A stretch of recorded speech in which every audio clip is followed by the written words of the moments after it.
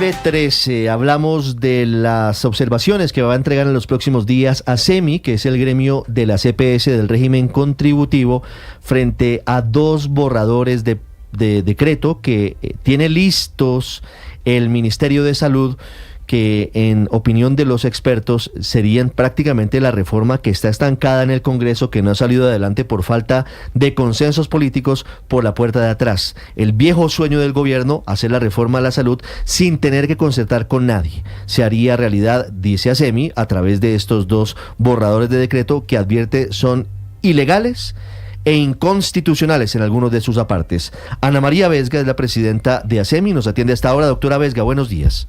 Ricardo, buenos días para usted y todos los oyentes. ¿Cuáles son los puntos que ustedes han identificado como ilegales o inconstitucionales, o las dos, en esos borradores de decreto con los que el gobierno pretende sacar la reforma a la salud por la puerta de atrás? Bueno, básicamente habría que decir que el planteamiento que hace el gobierno a través de estos decretos con el nuevo modelo de salud preventivo, predictivo y resolutivo, como lo han llamado, no es diferente de lo que han hecho anteriores gobiernos cuando expiden también su visión del sistema a través del modelo. La diferencia de lo que estamos viendo en este decreto es que ese modelo que se plantea contraviene el ordenamiento jurídico en lo que refiere a la forma como funciona el sistema, los roles de los agentes y la participación de EPS, IPS y demás entidades.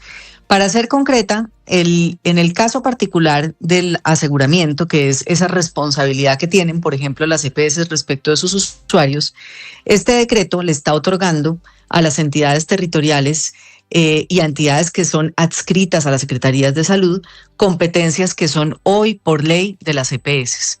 Está adicionalmente metiéndose en el terreno del ordenamiento territorial, que también tiene una reserva de ley, al crear instancias territoriales que repito, no son de ley.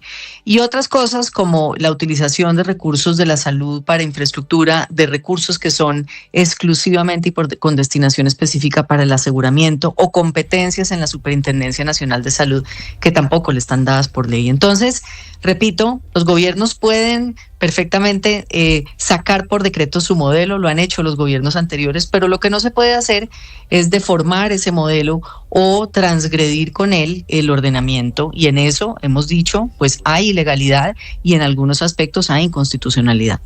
Sí, doctora Vesga, en estos borradores que ha publicado el Ministerio de Salud ha llamado mucho la atención el futuro de la UPC, eso que se le gira a las EPS por cada uno de los afiliados, y es que ahora aumentaría el giro directo para de alguna manera saltar el trabajo de las EPS. ¿Qué tanto está en riesgo si se cumple esa decisión de que el giro directo sea del 90% de la UPC?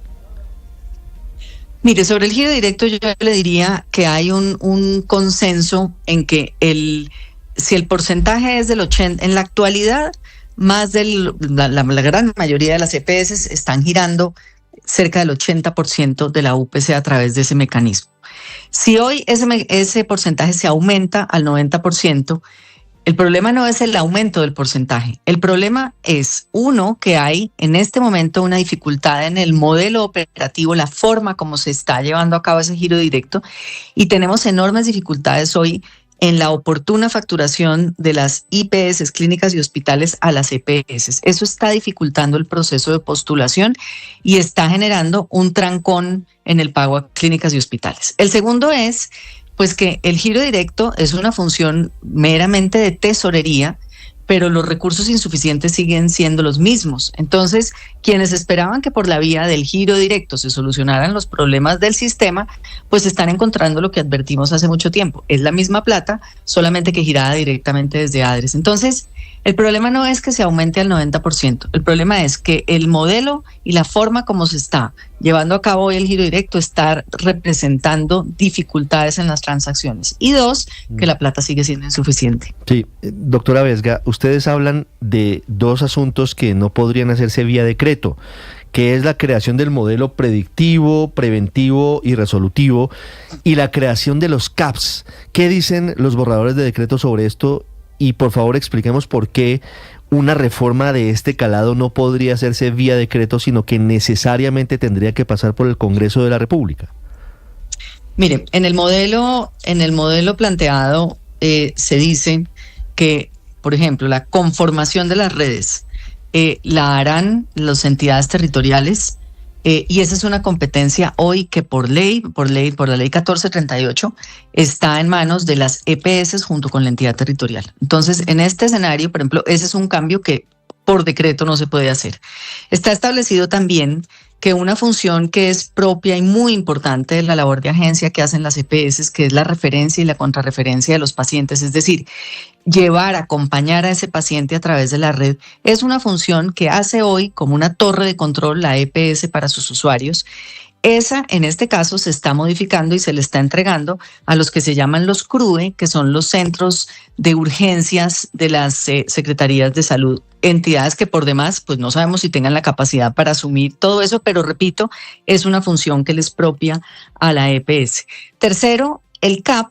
Entonces, aparece nuevamente, como ya nos lo hemos visto en los diferentes textos de reforma, como una entidad de atención primaria, pero adicionalmente a la que se le otorga labor de agencia, labor administrativa, es decir, es realmente y la función para todos los ciudadanos de tener que ir a adscribirse al CAP.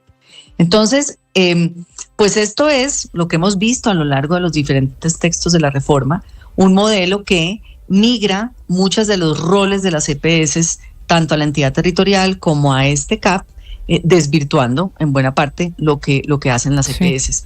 Eso no se puede hacer y ellos lo tienen claro por decreto. Claro, pues, doctora Vesga, la publicación de estos borradores de decreto coincidió con las mesas técnicas y son estas semanas de discusión y revisión precisamente de la UPC. ¿Alcanzaron a tocar este tema, este borrador y los cambios por decreto que está haciendo el gobierno? ¿Alcanzaron a hablar de eso en las mesas técnicas que ordenó la Corte? No, el escenario de mesas técnicas tenía una agenda precisa para revisar 5 puntos sobre la UPC, terminaron el martes pasado, no hubo ninguna discusión ni consideración sobre este tema del modelo. Sabemos que vienen con el modelo otros decretos sobre regionalización y redes, es decir, se complementaría como esa estructuración de la reforma a través del decreto, y las mesas de UPC terminaron pues con su agenda propiamente alrededor de los temas de financiamiento. Sí, doctora Vesga, quiero hacer una última pregunta sobre lo que está ocurriendo con el sistema de salud en Colombia y con las advertencias que se vienen haciendo desde el gobierno del presidente Gustavo Petro. El decreto o los decretos finalmente seguro van a ser firmados.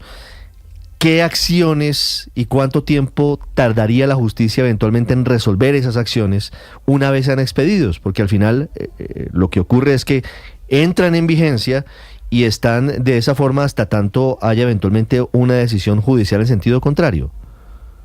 Claro, y eso es grave para el sistema mismo. Ya ocurrió cuando en el marco de la emergencia, por ejemplo, se expidieron los decretos para la transformación del modelo de salud en Guajira, se hicieron unos cambios, se le pidieron a unos agentes que salieran del territorio, se cayeron los decretos, hubo trauma para la población y después tocó volver a llamar a esos mismos agentes para que volvieran al territorio. Entonces, el problema, y por eso estamos en el proceso de consulta pública.